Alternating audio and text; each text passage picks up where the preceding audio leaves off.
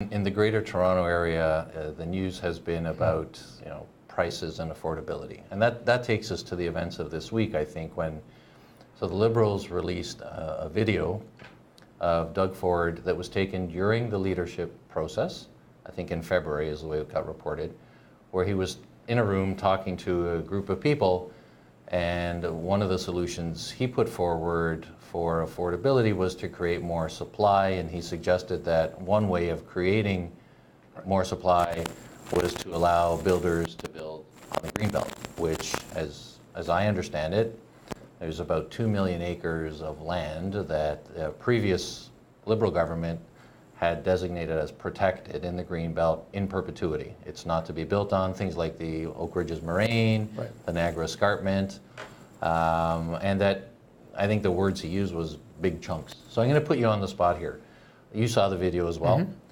Any of the people that Doug Ford was talking to, did you recognize any of your members in that video? I did not recognize any people in that video. But having said that, I know I have never been involved in any conversations around Greenbelt, chunking out parts of the Greenbelt.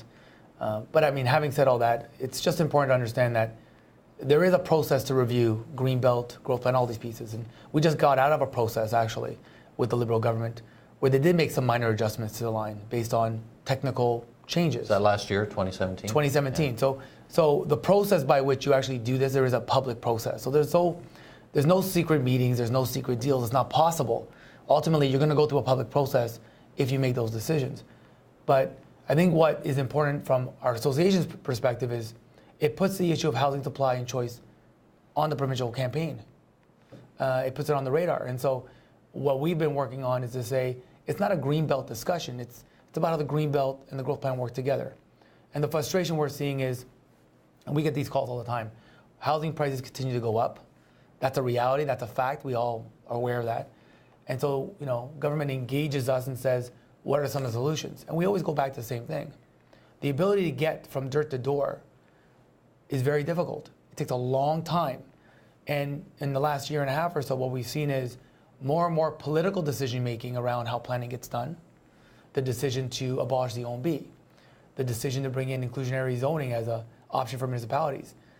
These appear to us to be a series of political decisions that when you back it up with evidence, doesn't actually get you to a point of more housing supply and choice.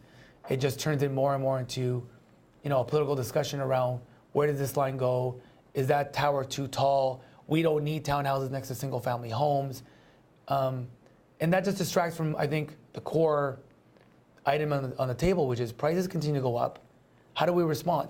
From a home building perspective, it's only the builders bringing new product to market. It's only the builders bringing homes to market.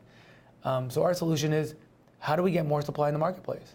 How do we provide more choice in the marketplace? Can you bring more supply to the marketplace without chunking up the Greenbelt? In the environment we work in today, absolutely. There's lots of opportunity along transit lines, lots of opportunities around existing approved areas to bring more supply to the marketplace. What we need is government support at all levels, whether it's infrastructure, let's get the pipes in the ground, the roads built, the GO stations under construction.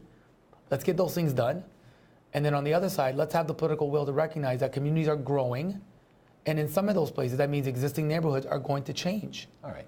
So to be fair and balanced, the video was released on Monday, and the next day, on Tuesday, Doug Ford came out and said, okay, I hear you, people have spoken, I won't touch the Greenbelt, I'll leave it alone as it is, which I guess should have or might have taken that issue off the table, except on Wednesday, right, the Premier, Kathleen Wynne, set up an announcement at the Humber River with trees in the background and said, if you re-elect us, we'll actually make the Greenbelt bigger.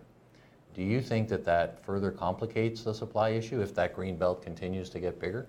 Well, I mean, the Wednesday announcement is a political announcement on the back of government work that they've been working on for a while. So government launched a consultation not too long ago where they were looking at these huge study areas for future expansion. And so we've been engaged in that. So does it complicate it? If you do it right, and the association's always said, members have always said, let's protect water resources. Absolutely. Let's protect those environmental features. Absolutely. It's part of the process. It's what we should be doing as good stewards. Let's do that. So if we're going to have a technical, scientific discussion around that, we're all in. We're interested in doing that. We should be doing that. Where we sort of have concerns is when those discussions turn into more of a political mapping exercise, and it becomes a question, well, we're going to protect A, B, and C. Why don't we stretch it out another 15 acres and protect it all? I think that's where we start asking the question around, is that a decision based on science and evidence, or just a political decision? And that's where we get our backs up. So, look, the Greenbelt is going to be expanded. The government's already indicated that. We're now involved in a technical discussion about, well, what are the principles around that? Am I surprised by Wednesday's announcement? I'm not surprised by it. It's sort of on the radar. It's on the agenda moving forward. Is it going to happen? I believe it's going to happen regardless of which party comes forward after the election, because I think they're all interested in protecting those features. It's really a question of, are we protecting features? Are we protecting environmental features, water features? Or is it about a different set of values that goes beyond that and really is just about, let's map it all out forever, a green blanket, if I can put it that way. And then the heavy lifting then happens on the other end. So now we've decided where we're not going to build.